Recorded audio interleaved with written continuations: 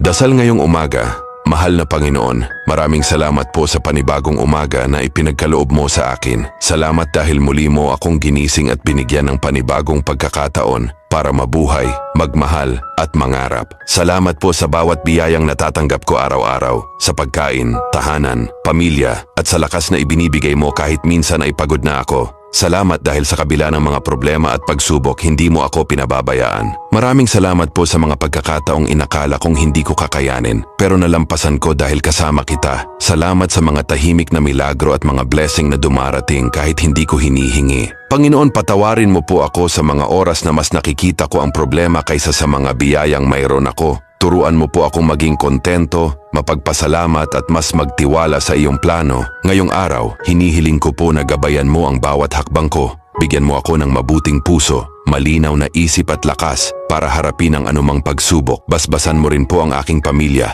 mga kaibigan at lahat ng taong nangangailangan ng pag-asa at tulong ngayon. Naway maging puno ng pagmamahal, kapayapaan at biyaya ang araw na ito. At anuman ang mangyari, pipiliin kong magpasalamat dahil alam kong kasama kita. Sa pangalan ni Jesus, Amen.